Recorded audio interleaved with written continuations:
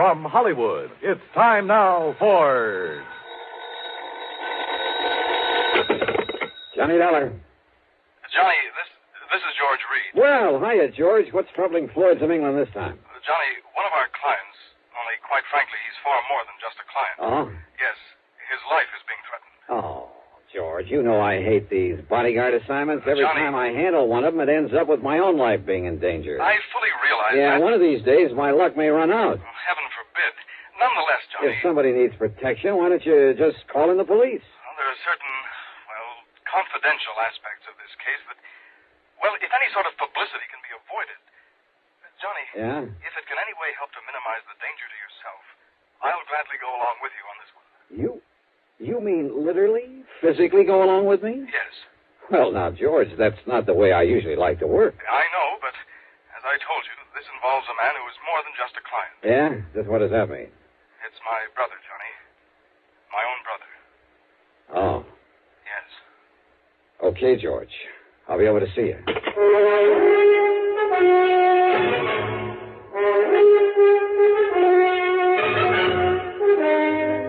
Bob Bailey in the exciting adventures of the man with the action-packed expense account.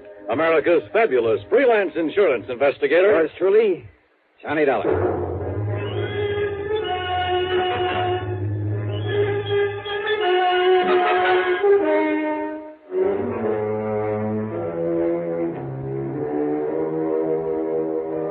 Expense account submitted by Special Investigator Johnny Dollar to Floyd's of England, North American Office, Hartford, Connecticut. Following is an account of expenses incurred during my investigation of the Twin Trouble matter.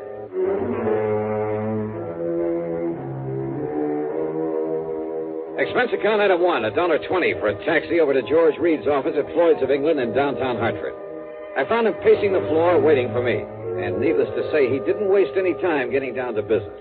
As I told you over the phone, Johnny, this matter involves my brother, my twin brother, Adam. Oh, you're a twin? Yes, we're identical in every way, except perhaps for our manner of speaking. Why is that? Well, you see, Adam completed his education at the University of Dublin, whereas I stayed on in England, then did postgraduate work over here. Oh, I see.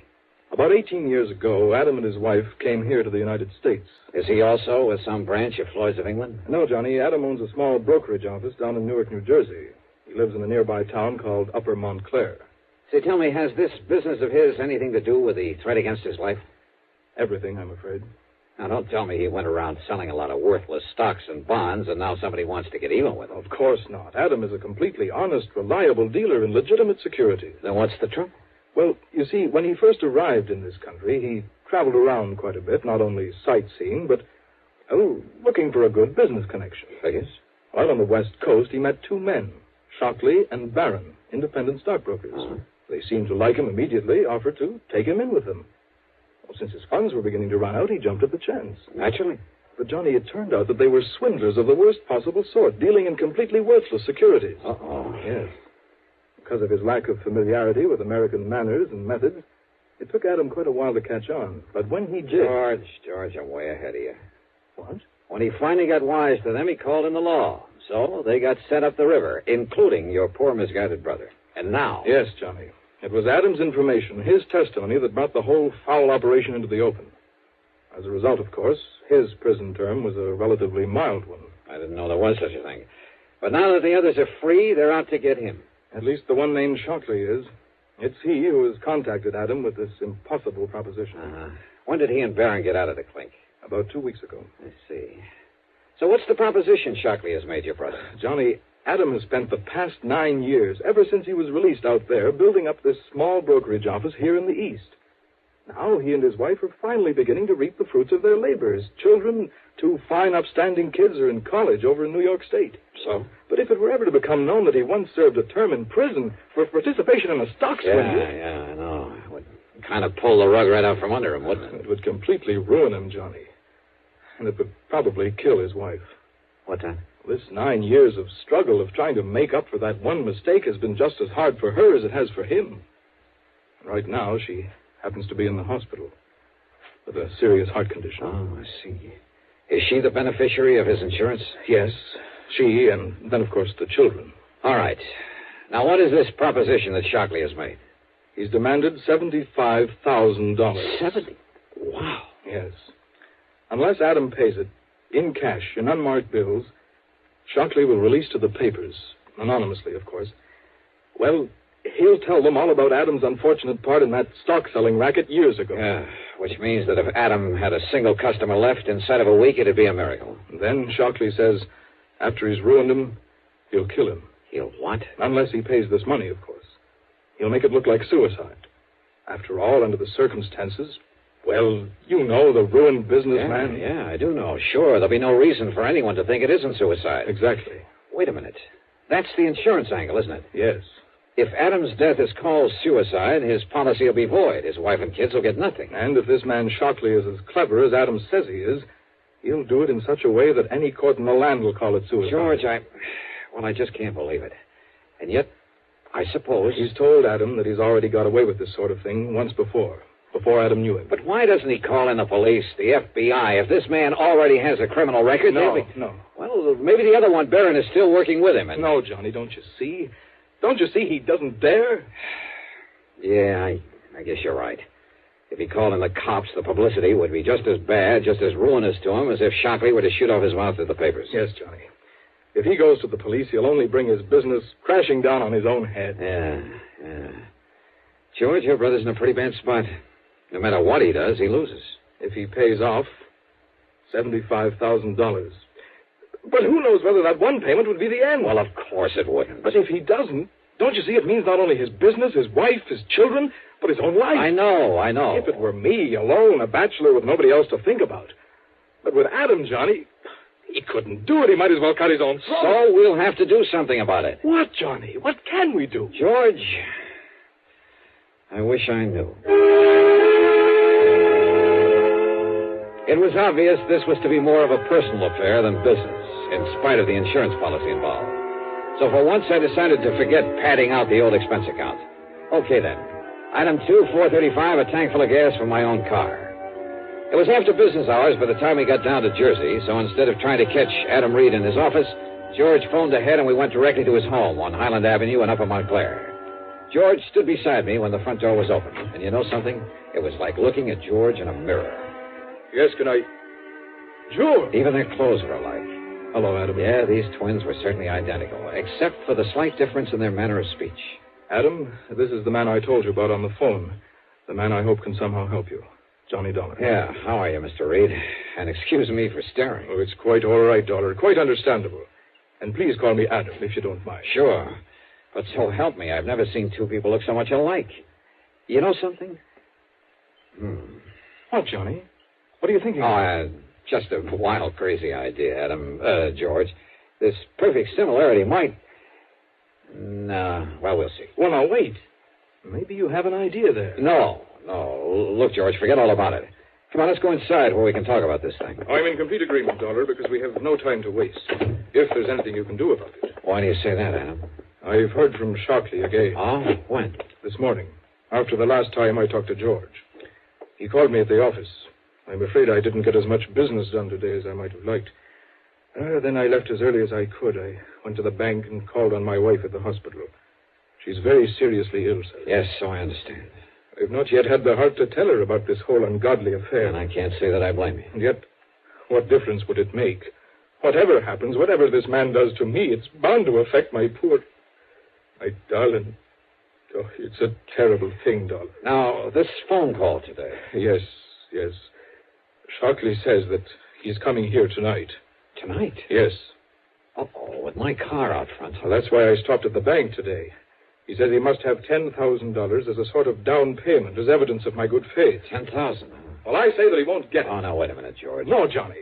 I tell you, I won't let Shockley get away with it. George, if please. he comes here tonight and demands that money, I'll kill him rather than let Adam give him a single cent. Now, listen, will you? I told you, Johnny, with me it doesn't mean a thing. But with Adam, his wife, his children... You think he'd come in here with my car out front? If he does, I want to be ready for him. Give me your gun, Johnny. George. This whole rotten thing has gone too far. I tell you that if I have to in order to stop it, I'll... No, Adam, wait. Is there an extension phone? In the next room, in the library. Good. But, Dollar, if it's Shockley and he hears you pick it up... He won't, if we do it right.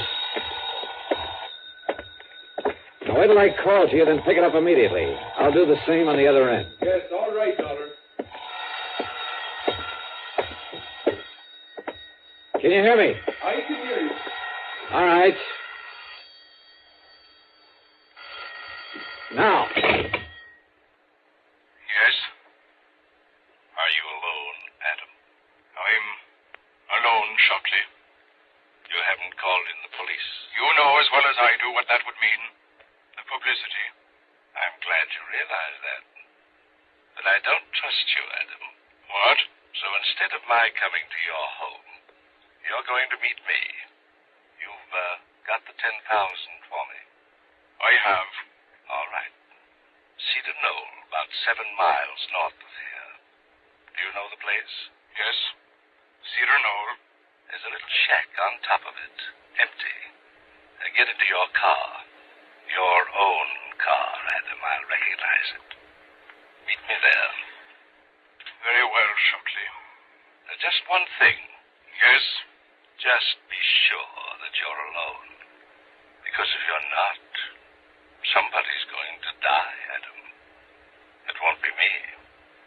But if there's anybody with you, you understand, Adam.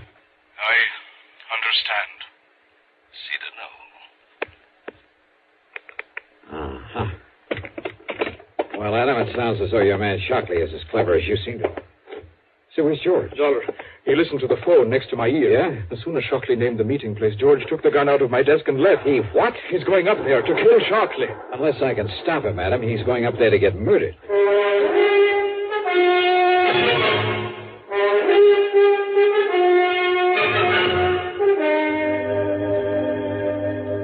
Where is it, Adam? The Cedar Knoll, where Shockley will be. Here, Dollar. I can show you on a map. Here. It's 15 or 16 miles from here. Huh? Shockley said it was only about 7. Then he must have been somewhere along the way when he called. That means he'll get there long before George can. Yes. Look now. Here it is on the map. Yeah, I see. Straight up 23 and west of Pompton Plains. Yes. All right. Now, George took your car. What kind is it? That little coupe I saw out in the street? That's it. Oh, fine. There are 10 million of them on the highway, all alike. What's the license number? Well, come on. I don't know. I don't remember it. Then, Adam, all I can do is try to get there before George does. Before he gets himself killed.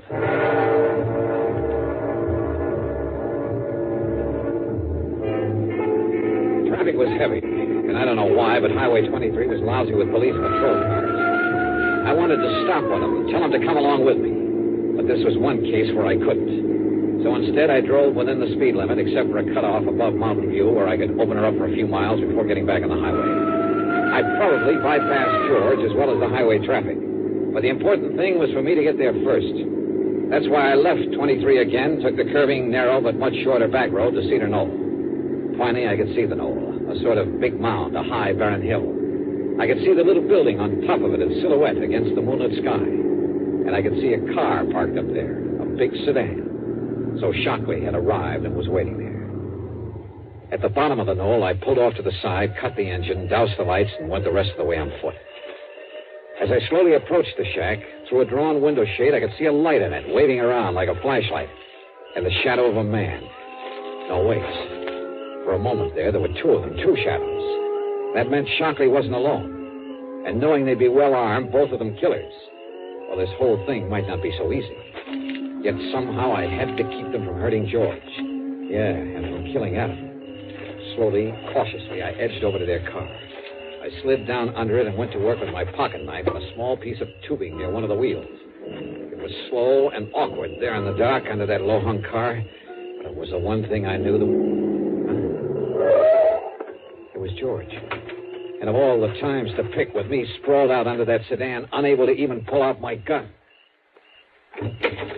Just stay out there, Adam.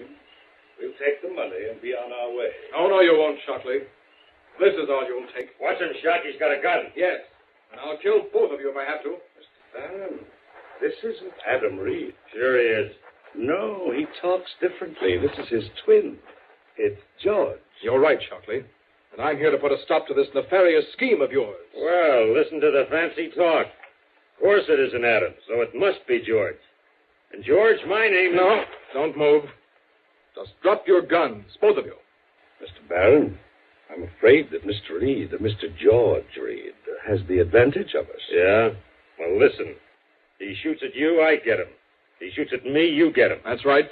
I'll kill at least one of you. So, under the circumstances, I'm afraid there's only one thing we can do. Yeah? What? Hand over our guns to him. So, here you are. George! Oh, you dirty I yanked myself out from under the car, and just in time to have George land right square on top of me. Before I could push him away and get to my feet, he was out like a light, and both Shockley and his pal were on top of me. I never got off the ground. No! Kill him, Charles. Blow his head off. No, wait, you what? You had enough? You had enough, mister? Get away, Shock. Let me shoot him. No, but listen, we've got to get out of here. Those shots he got off, the cops will be coming up from the highway to see what they were. But don't you see if we leave him here? We've got to, but we're not leaving this state until we kill his brother. Come on. No, you wait. Yeah? You want some more? Never get away. Oh, no? Use that car. Kill yourself. Drop dead. Come on, Barry. No. Listen. Yeah, you listen. Oh! Come on, Barry. Okay. Take the back road down the hill. Yeah, just so fast.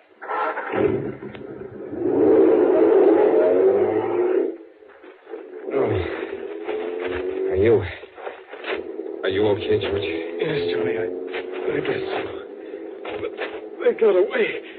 They'll go down. They'll kill Adam. They're not going anywhere, George. What? I cut the brake fluid line. They have no brakes. By the time they get rolling down that hill...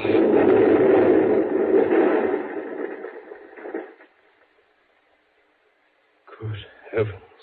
No, George. They're not going anywhere.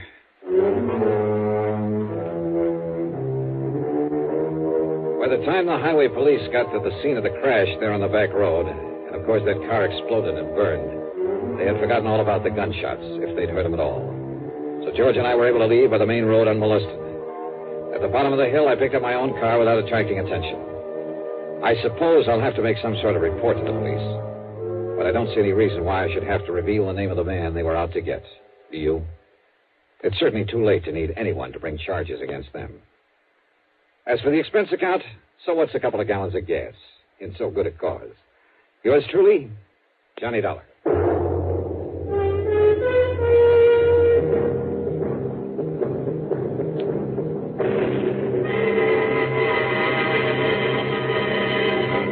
Now, here's our star to tell you about next week's story. Before I do, I just want to say thanks to all you good people who write in to tell me how much you like the show. It may seem like a little thing to you, but it means a great deal to all of us. Believe me, I'll answer your letters just as fast as I can get around to them. But you'll just have to be patient if it takes a little time. Now, as for next week, well, I suggest you read The Cask of Amontillado by Edgar Allan Poe. Then join us, won't you? Yours truly, Johnny Dollar.